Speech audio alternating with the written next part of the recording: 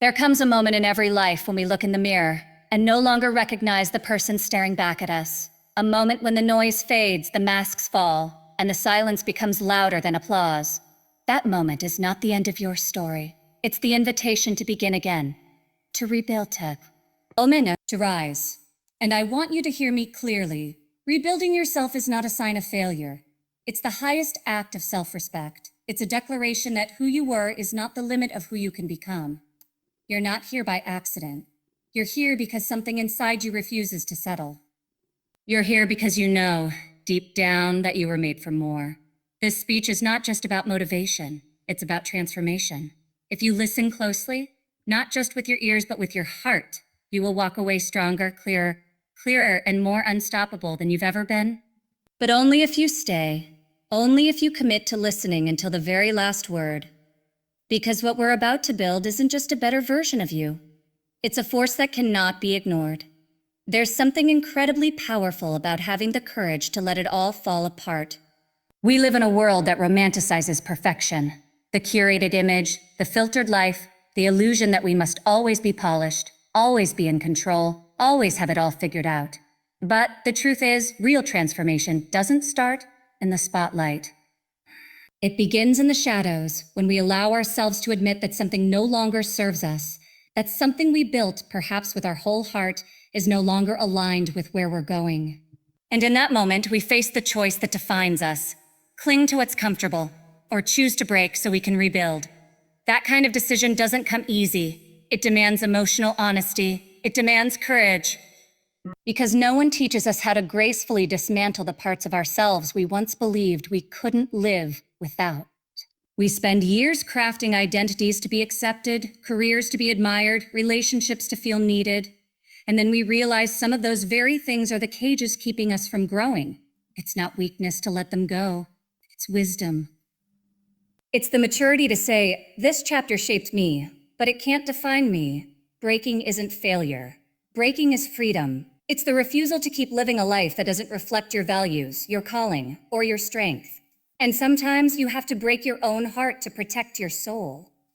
That takes more strength than pretending everything is fine. It's not glamorous. It's not loud.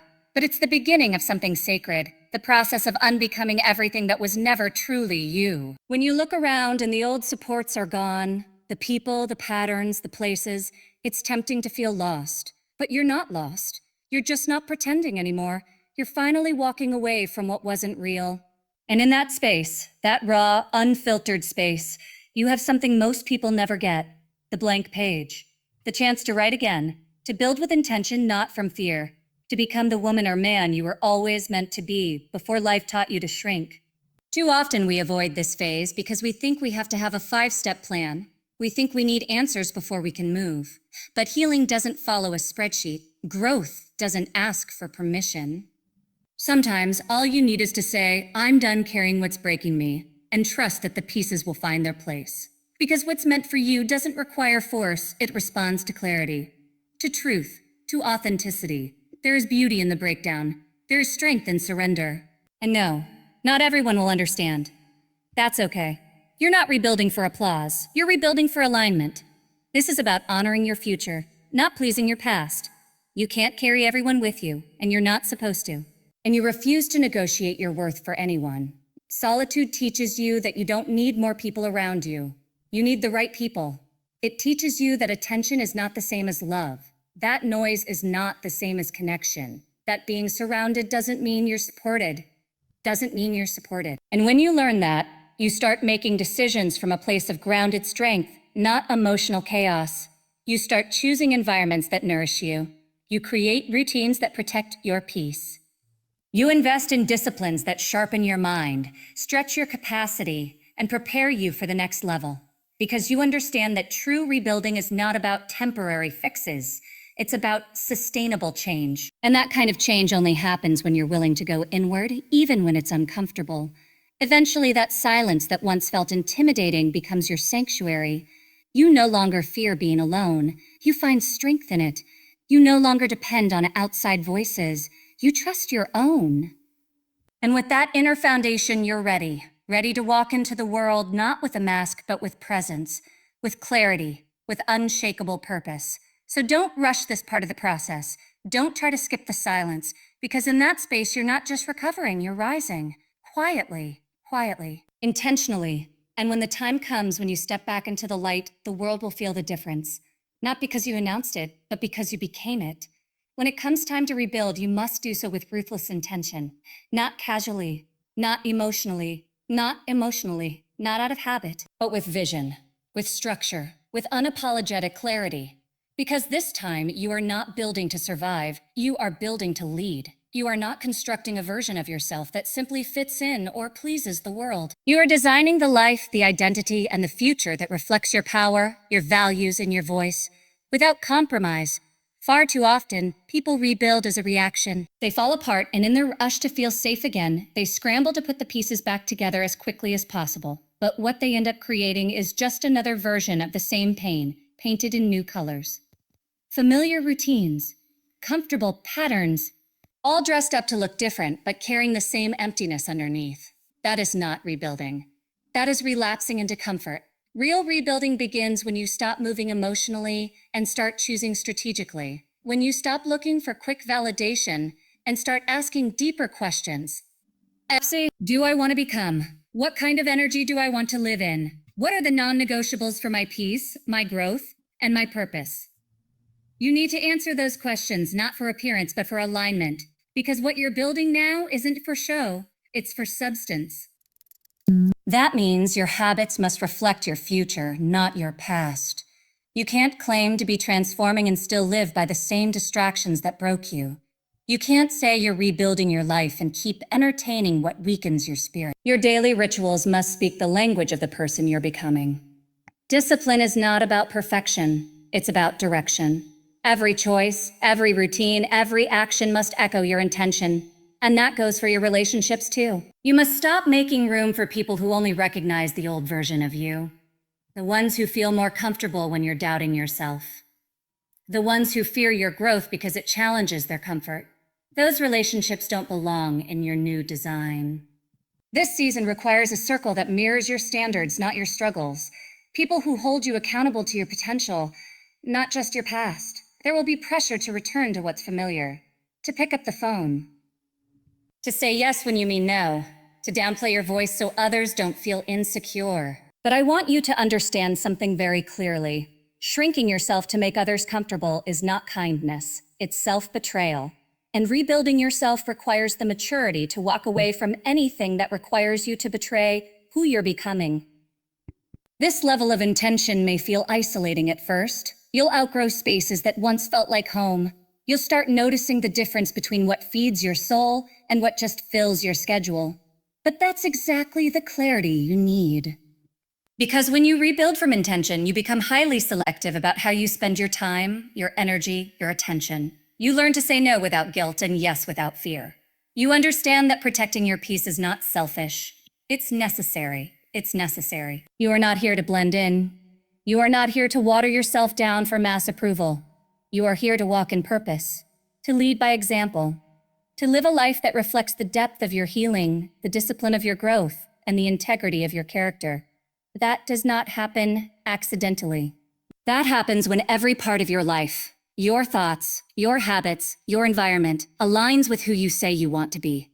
You are the architect now, not of a version of you that seeks permission, but of a version that lives in truth.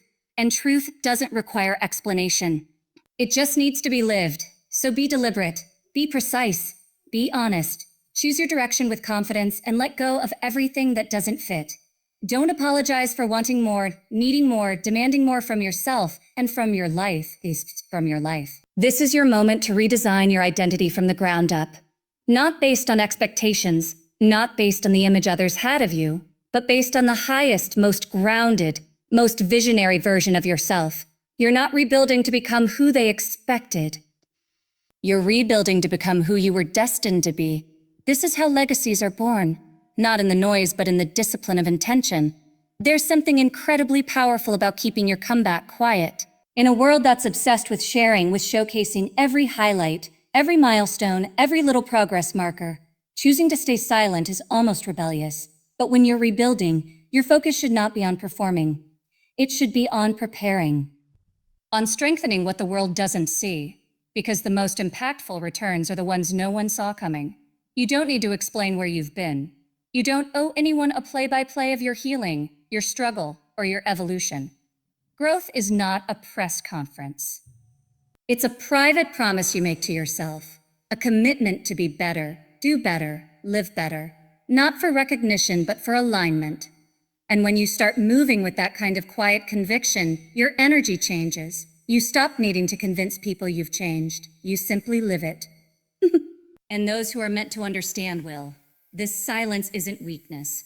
It's power under control. It's the discipline to resist distractions, the patience to wait for the right moment, and the wisdom to know that timing matters more than attention. Just because you're not visible doesn't mean you're not valuable. Just because you're not being praised doesn't mean you're not progressing. Some of the most significant breakthroughs happen behind the scenes. When no one is clapping, no one is watching, and no one even knows what you're carrying. And that's okay. Because when you're truly committed to rebuilding yourself, the validation you crave shifts. It stops being about others seeing your value and starts being about you recognizing it within yourself. That's when you become dangerous, in the best way. 2. When you no longer need approval to keep moving. When you no longer perform for likes or compromise for applause. You're no longer reactive, you're strategic, you're intentional, you're grounded. Every day you choose to work on yourself in silence, you're planting seeds that will eventually bloom loudly, undeniably. But let them bloom on their own. Don't rush to harvest what's still taking root. You're not in competition with anyone. You're not running against their timeline. You're not running against their timeline. Your journey is sacred. Your pace is your power. Let others underestimate you. Let them think you've disappeared, given up, or lost your edge. Let them misread your silence.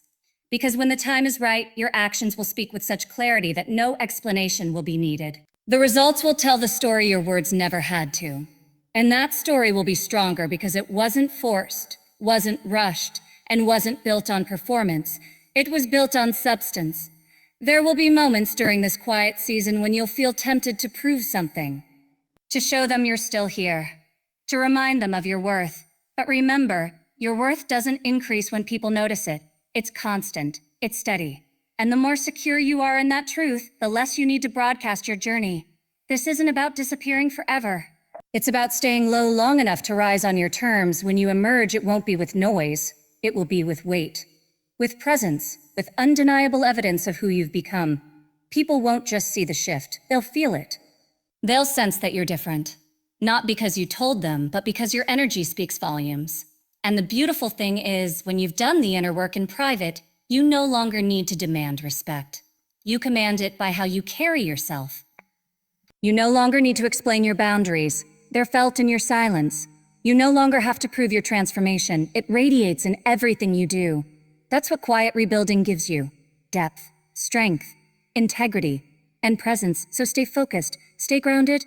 Keep rising behind closed doors. Let your work be louder than your words. Let your future self thank you for the discipline you chose today. Because when you finally step back into the light, you won't have to introduce yourself. The world will already feel the difference.